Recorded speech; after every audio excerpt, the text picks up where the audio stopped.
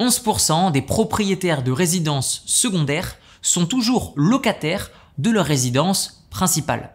Salut, c'est Théo, bienvenue dans cette nouvelle vidéo et aujourd'hui je vais vous montrer pourquoi est-ce qu'il fait sens d'acheter sa résidence secondaire le plus tôt possible et de rester locataire de votre résidence principale. Alors lorsqu'il s'agit d'acheter sa résidence secondaire, il peut y avoir beaucoup de raisons qui ne sont pas rationnelles qui peuvent vous pousser à vouloir acheter cette résidence secondaire. Mon but dans cette vidéo, c'est donc de vous donner ces notions finalement, ces mots sur lesquels vous avez besoin de mettre le doigt pour savoir si réellement c'est un argument que d'acheter votre résidence secondaire maintenant ou plus tard. Déjà, la première des raisons qui peut faire que vous ayez envie d'acheter une résidence secondaire, c'est le fait que vous vous rendez régulièrement dans un lieu de vacances et vous êtes prêt également à laisser votre résidence secondaire en location durant une période par exemple de 9 mois par an, durant laquelle vous allez laisser une agence de gestion locative mettre en location votre bien immobilier. Vous avez deux possibilités, soit une mise en location court terme, donc typiquement accueillir des vacanciers, ou alors vous pouvez également mettre en location votre bien immobilier auprès d'étudiants. C'est ce qui s'appelle une location mixte où généralement on vient coupler une location courte durée durant les vacances et une location longue durée, donc 9 mois par an, par exemple auprès d'étudiants. Personnellement, j'ai fait ce type de stratégie pendant longtemps, pas sur des résidences secondaires ni des résidences principales et je trouvais que c'était un bon compromis. Surtout si vous souhaitez profiter, utiliser votre résidence secondaire durant le mois de par exemple juin, juillet et août.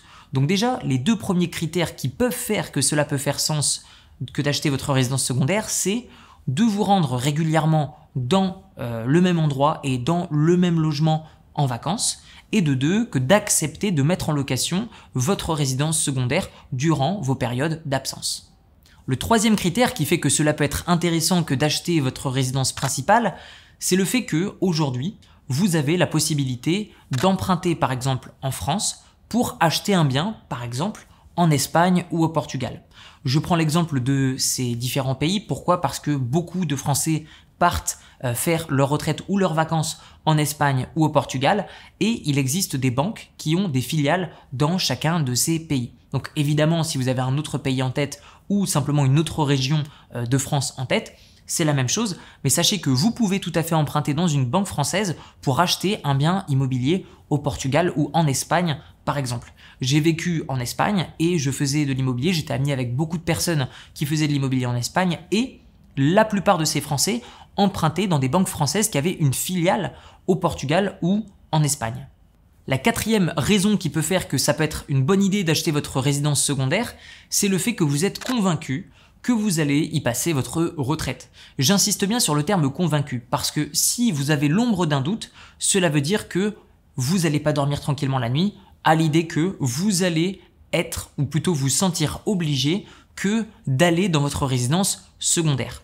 Il ne faut pas transformer un environnement de rêve en un cauchemar qui serait ni plus ni moins le fait que de se voir forcé que d'aller au même endroit. Et donc, effectivement, il peut faire sens que d'acheter sa résidence secondaire si vous êtes convaincu, si par exemple vous avez des intérêts économiques dans un endroit où vous avez une famille qui est un endroit en particulier et qu'aujourd'hui vous habitez là où est-ce que vous habitez uniquement pour des raisons professionnelles et que ensuite vous souhaitez rejoindre vos amis d'enfance, votre famille, dans votre ville où il y a votre potentielle résidence secondaire, dans ce cas-là, cela peut tout à fait rentrer dans une stratégie qui a du sens. Cependant, si ce n'est pas le cas, je pense que votre argent pourrait peut-être être investi ailleurs et continuer de vous conserver cette flexibilité au niveau de vos voyages et de cette réflexion sur où passer vos vieux jours. Et enfin, la cinquième et dernière raison qui peut faire que vous pouvez acheter votre résidence principale en étant sûr de vouloir l'acheter, c'est ni plus ni moins que l'achat plaisir. Le fait évidemment de personnaliser sa résidence secondaire, c'est un énorme luxe. Je vous donne l'exemple typique des vacances qui tournent mal. Vous arrivez, le logement n'est pas comme sur les photos, la piscine est froide, plein de petites choses comme ça qui viennent nuire à la qualité de vos vacances. En effet, le fait d'être propriétaire de sa résidence secondaire apportera un nouveau niveau de confort à vos vacances. Pourquoi rester locataire de sa résidence principale? Eh bien, principalement pour deux raisons. La première, c'est la mobilité. Mobilité personnelle et mobilité professionnelle. Vous avez par exemple de la famille qui a besoin de vous à proximité.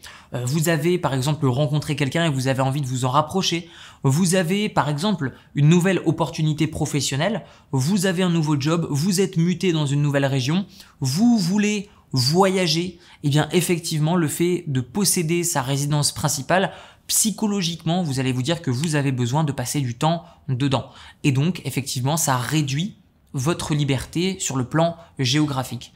Tout ce qui vous retient à un endroit en particulier vous créera un petit poids sur les épaules duquel vous n'allez pas vous rendre compte, et le jour où potentiellement vous vendrez votre résidence principale, vous sentirez vos épaules se relâcher et boum, vous êtes de nouveau cette personne qui est flexible et mobile. La deuxième raison pour laquelle il fait sens de toujours rester locataire de sa résidence principale, c'est de conserver de la capacité d'emprunt pour d'autres investissements, comme par exemple soit de l'investissement immobilier locatif pur qui va générer un cash flow et couvrir une partie de votre dépense, et cela peut faire sens également de conserver de la capacité d'emprunt pour l'achat d'une résidence principale. Il est possible qu'aujourd'hui vous viviez dans un endroit où vous ne voyez pas passer ces 10-15 prochaines années, et bien effectivement, acheter votre future résidence principale qui n'est que la secondaire pour l'instant, cela peut tout à fait faire sens, d'autant plus que vous pouviez vous faire rembourser finalement votre crédit par des locataires qui vont louer votre résidence secondaire qui deviendra votre résidence principale à l'avenir. Alors la conclusion de faut-il acheter votre résidence secondaire maintenant ou pas, ou dans ces prochaines années, ou favoriser l'achat de votre résidence secondaire avant la résidence principale, eh bien vous seul avez la réponse. Aujourd'hui, en effet, il existe d'autres classes d'actifs qui sont extrêmement intéressants dans lesquelles investir, mais aujourd'hui, avec des taux de crédit immobilier historiquement au plus bas, effectivement, il fait sens d'utiliser l'argent de la banque pour d'abord acheter votre résidence secondaire, la mettre en location, augmenter finalement vos revenus fonciers et votre revenu global pour de nouveau augmenter votre capacité d'emprunt et peut-être ensuite acheter votre résidence principale qui sera temporairement votre résidence principale que vous pourrez revendre plus tard. C'est-à-dire que si vous commencez par votre résidence principale, il est peu probable que vous ayez de nouveau la capacité d'emprunt pour emprunter pour votre résidence secondaire. Par contre, le mouvement inverse est tout à fait possible. On arrive déjà à la fin de cette vidéo. Si vous souhaitez échanger sur des sujets comme l'entrepreneuriat, l'immobilier, la bourse, la création d'entreprise, l'ouverture de compte bancaire ou encore l'expatriation, vous retrouverez dans la description de la vidéo un lien qui vous donnera l'accès au Discord communautaire pour échanger sur ces sujets et se rencontrer en tant qu'entrepreneur et investisseur. Tout ça, c'est dans la description de la vidéo. Je vous dis à très bientôt. Prenez soin de vous et bonnes vacances. Ciao, ciao.